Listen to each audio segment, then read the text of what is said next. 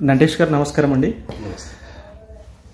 యాక్చువల్గా మీరు బీజేపీలో ఉన్నటువంటి అతి తక్కువ ఇంటెలెక్చువల్ పర్సన్స్లో మీరు ఒకరు. అసలు బీజేపీతో మీ ప్రయాణం అనేది ఎలా సాగింది, ఎప్పుడు మొదలైంది, కొంచెం మీ యొక్క హిస్టరీ గురించి మాకు. నేను 15-16 సంవత్సరాలు ఉన్నప్పుడు, నేను 1992, 1993, 1994 మాట చెప్తున్నాను. అప్పట్లోనే కాలేజ్ డేస్లో మాకు ఏబీవీపీ నుంచి, ఆర్ఎస్ఎస్ నుంచి కొంతమంది వక్తలు, కొంతమంది నాయకులు, సంఘ సంస్కర్తలు వచ్చి అక్కడ సుభాష్ చంద్రబోస్ గారి గురించి, భగత్ సింగ్ గారి గురించి, సావర్కర్ గారి గురించి, ఇలా అనేక మంది నిష్ణాతులైనటువంటి వ్యక్తులు మన దేశానికి వాళ్ళ ప్రాణాలను సైతం త్యాగం చేసి మన దేశంని ఏ విధంగా కాపాడుకోవాలి, ఏ విధంగా కాపాడారు అనేటువంటి విషయాన్ని కులంకుశంగా చెప్తూ ఉంటే నేను ఒక చిన్న పిల్లవాడిలాగా, స్టూడెంట్ లాగా వాళ్ళ ద్వారా నేను వినటం జరిగింది. ఆ టైంలోనే నేను భారతీయ జనతా పార్టీ అంటే ఏంటిది, భారతీయ జనతా పార్టీ ఎందుకోసం పనిచేస్తుంది అనేటువంటి విషయాలపైన ఒక అవగాహన కోసము నాలోనే ఒక చైతన్యం అనేటువంటిది ఒక తారలాగా, ఒక మెరుపులాగా భారతీయ జనతా పార్టీ పైన పడింది. అప్పటి నుంచి నేను భారతీయ జనతా పార్టీ అని అంటే ఇది చాలా ఆదర్శ భావాలు ఉన్నటువంటి పార్టీ కాబట్టి ఏ పార్టీ అయినా సరే గొడవలు, లేదనంటే సంపాదన కోసం ఉన్నటువంటి ఫ్యాక్షనిజాలు, లేదు అని అంటే ఆధిపత్యం కోసం కొనసాగుతున్నటువంటి కక్షలు, కుట్రలు, కుతంత్రాలు, ఇటువంటి ఫ్యామిలీ రాజకీయాల మధ్యలో ఈ రాయలసీమ అట్టుడుతున్నటువంటి సమయంలో నేను ఇంత గొప్ప మహానుభావుల గురించి నా చెవుల ద్వారా, నా మెదడు ద్వారా విన్నటువంటి సమయంలో నేను భారతీయ జనతా పార్టీని నా మనసులోకి తీసుకోవడం జరిగింది. మరి ఆ సమయం నుంచే భారతీయ జనతా పార్టీ అని అంటే నాకు అమితమైనటువంటి గౌరవం ఏర్పడింది. అప్పటి నుంచే నేను భారతీయ జనతా పార్టీ పైన నా మనసు లగ్నం చేశాను. ఆ టైంలో నేను స్టూడెంట్గా ఉంటూ అఖిల భారతీయ విద్యార్థి పరిషత్ నాయకునిగా కొనసాగుతున్నటువంటి క్రమంలో నేను రాజకీయాల్లోకి ప్రత్యక్షంగా రాలేకపోయినప్పటికీ భారతీయ జనతా పార్టీ పైన బీజం అనేటువంటిది నాకు అప్పట్లో పడింది. అంటే మీరు మొదటి నుంచి బీజేపీ పార్టీలోనే ఉన్నారా, మధ్యలో ఎక్కడైనా ఏదైనా పార్టీలోకి డివేట్ అయ్యారా ఈ 1990 సమయం నుంచి? ఇక్కడ ఏమంటే నేను రాజకీయాలకు మించి సమాజ సేవ కోసం నేను ఎక్కువ నా సమయాన్ని వెచ్చించాను. కానీ భారతీయ జనతా పార్టీలో మీరన్నట్టుగా నేను అంత పెద్ద ఇంటెలెక్చువల్ కాదు, కానీ మీరన్నట్టుగా ఒక ఇంటెలెక్చువల్ పర్సన్స్ లో ఒకరిగా మీరు నన్ను భావిస్తూ ఉంటే నేను ఎందుకు మీకు ఆ విధంగా కనపడించవచ్చు అంటే పొలిటికల్ ఇష్యూస్ నేను ఎప్పుడు రేస్ చేయలేను. పొలిటికల్ ఇష్యూస్లో ఎప్పుడు నేను ఇంటెలెక్చువల్ గానే వర్క్ చేసేవాడిని. నా మెదడులో మెలిగినటువంటి ప్రజల కోసం చేయాల్సినటువంటి ఏవైతే పనులు ఉన్నాయో, సేవలు ఉన్నాయో అవన్నీ నాయకుల దగ్గరికి చేరవేసి ఆ నాయకులు దానిని పట్టించుకుంటున్నారా లేదా, ఒకవేళ పట్టించుకోకపోతే ఏ సమయంలో వారిని అడిగి దానిపైన ఒక అవగాహన తెచ్చుకొని ఆ ఇష్యూస్ ని ధర్నాల ద్వారా కానీ, బేటకుల ద్వారా కానీ, లేదంటే ర్యాలీల ద్వారా కానీ, లేదంటే కలెక్టర్లు ఇంకా పెద్ద పెద్ద అధికారుల దగ్గరికి వెళ్లి ప్రజా సమస్యలపైన మాట్లాడుతున్నారా లేదా, ఏ విధంగా మాట్లాడాలి, ఏ విధంగా తీసుకువెళ్ళాలి అనేటువంటి విషయాలపైన నేను ఎక్కువ కాన్సన్ట్రేట్ చేయడం జరిగింది. ఈ క్రమంలో నేను ఎక్కువ ప్రజలు, అట్టడుగు స్థాయిలో ఉన్నటువంటి ప్రజలు, కార్మికులు, కర్షకులు, లేదంటే హిందుత్వం పైన ఉన్నటువంటి మూఢాచారాలతో మగుతున్నటువంటి మన హిందువులను జాగృతం చేయడం కోసము నేను ఎక్కువ పనిచేయడం జరిగింది. నాకు చిన్నప్పటి నుంచి రీసెర్చ్ అనేటువంటిది చాలా ఇష్టమైన పని. I'm not a scientist. నేను టెక్నికల్ గా పెద్ద సైంటిస్ట్ కాలేకపోయినప్పటికీ నా మనసులో కొన్ని భావాలు ఉండేటివి. ఆకాశంలో ఒక స్పేస్ స్టేషన్ కడితే విధంగా ఉంటుంది. స్పేస్ లో మెరుపు నుంచి వచ్చినటువంటి ఎలక్ట్రిసిటీని మనం కింద గ్రాస్ప్ చేసుకొని భూమికి పంపించగలిగితే ఆ ఎలక్ట్రిసిటీని మనం చాలా ఉపయోగించుకోవచ్చు అనేటువంటి భావనలు ఆ రోజుల్లో ఉండేవి. అదే విధమైనటువంటి రీసెర్చ్ భావాలతో ఈ హిందుత్వం అని అంటే మూఢాచారం కాదు, ఈ హిందూ ధర్మం అనేటువంటిది ప్రపంచానికి మొత్తం ఆదర్శం అనేటువంటి ఒక విషయాన్ని నేను పూర్తిగా తెలుసుకోకపోయినా కొద్దిగా దఫాలుగా తెలుసుకుంటూ రావడం జరిగింది. మరి అదే క్రమంలో నేను ఏదైతే నేర్చుకుంటున్నానో, ఏదైతే తెలుసుకుంటున్నానో, జీవితం చాలా చిన్నది కాబట్టి ఈ విషయాలన్నీ యావత్ హిందూ లోకమే కాదు వేరే మతస్థులు కూడా తెలుసుకుంటే ధర్మం పరిరక్షింపబడుతుంది అనేటువంటి ఒక ఉద్దేశంతో నేను పనిచేసుకుంటూ వస్తున్నాను. కాబట్టి నేను ఏ రోజు కూడా పేరు ప్రఖ్యాతల కోసం, డబ్బు కోసము, వ్యవహారాల కోసము, వ్యాపారాల కోసం పాటుపడలేదు. మరి అదే క్రమంలో నేను ఈ అంశాలపైన ఎక్కువ కాన్సన్ట్రేట్ చేస్తూ వస్తూ వివిధ గ్రూపుల్లో, వివిధ కేటగిరీలలో, వివిధ మతాలలో, వివిధ కులాలలో, అనేక వర్గాలైనటువంటి ప్రజలలో నేను మాట్లాడుతూ ఉండడం ద్వారా నాకు దీనిపైన మక్కువ పెరగడంతో పాటు దీనిపైన గౌరవం పెరిగింది. ఇది నిజం కాబట్టి దీన్నే బోధించాలనేటువంటి ఒక నమ్మకం కలిగింది.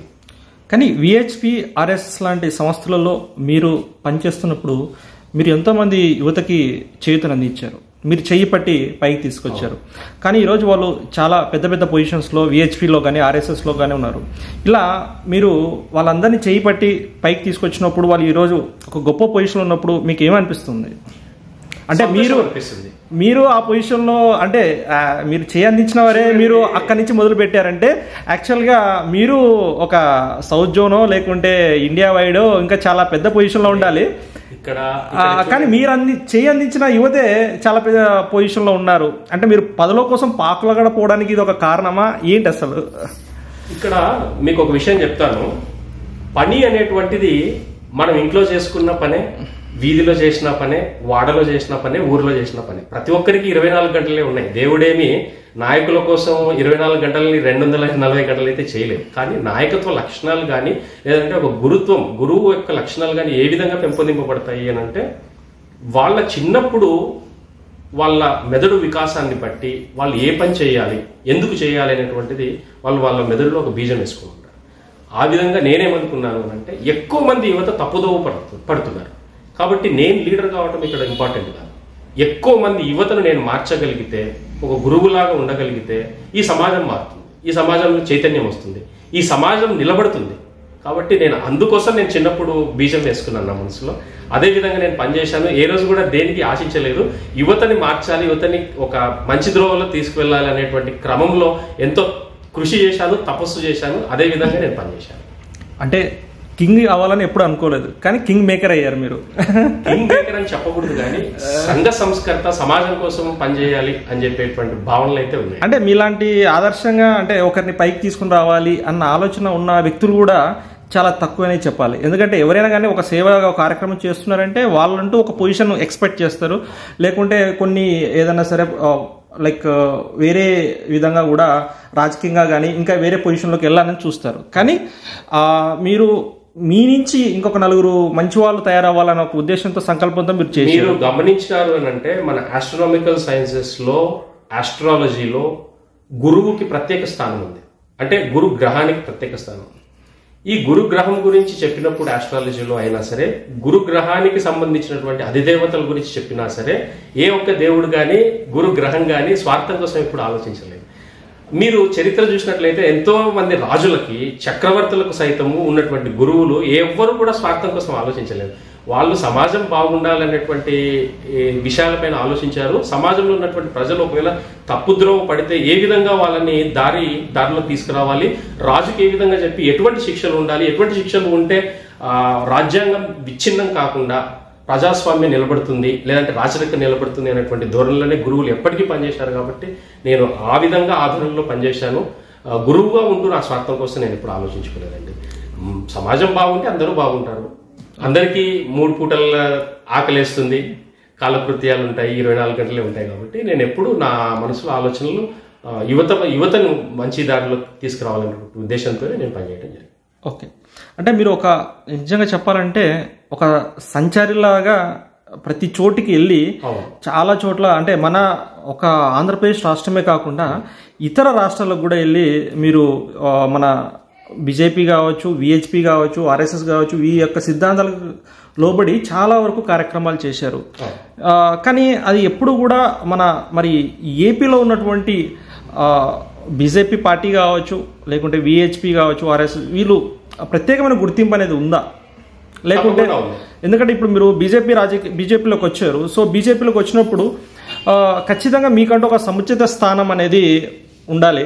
కానీ ఆ రకంగా చూసుకుంటే అది లభించనట్టే అనిపిస్తా ఉంది. దీనిపై మీరు ఇక్కడ సంస్థ ఇప్పుడు మీకు ఏ విధంగా చెప్పాలంటే చిన్న ఉదాహరణ చెప్తాను. స్వయం కృషి సినిమా అనేటువంటిది ఒకటి చిరంజీవి గారు నటించారు. మరి దాంట్లో చిరంజీవి డైలాగ్ ఒకటి ఉంటుంది. ఏమని చెప్తాడంటే, సత్యనారాయణ ఒక మినిస్టర్ అనమాట, ఒక పల్లెటూరికి విజిట్ కోసం వస్తారు. వచ్చిన తర్వాత అక్కడ అంతా స్వీయ శిక్షణ, స్వీయ రక్షణ, స్వీయ సమృద్ధి అని చెప్పేసి పేరుతోనే బోర్డులన్నీ ఉంటాయి. షాపులకు కానీ, ఆఫీసులకు కానీ, అన్నిటికీ ఏ విధమైనటువంటి దేవుళ్ళ పేర్లు కానీ, ప్రజల పేర్లు కానీ, ఒక మహానుభావుల పేర్లు కానీ ఉండవు. అప్పుడు ఎందుకు ఈ విధంగా ఇక్కడ ఉంది అనేటువంటి సందర్భంలో అతను ఆరా తీస్తే అక్కడ ఒక వ్యక్తి మహోన్నతమైనటువంటి కృషి చేసి ఆదర్శ గ్రామంగా, ఆదర్శ మండలంగా తన స్థానాన్ని, తను ఉండేటువంటి నివాస గ్రామాన్ని కానీ మండలాన్ని కానీ తీర్చిదిద్దుకొని ఉంటాడు. అటువంటి సందర్భంలో ఆ మంత్రి అక్కడికి వచ్చినప్పుడు స్వార్థం అనేటువంటిది ఏమీ లేదు, మనము అనేటువంటి కుటుంబ భావంతో పనిచేసినప్పుడు కొన్ని కోట్ల మంది కూడా ఒక కుటుంబంలో ఇవ్వగలుగుతారు అనేటువంటిది అక్కడ రుజువు చేశాను. కాబట్టి ఇదే స్ఫూర్తి నేను తీసుకోవడం జరిగింది.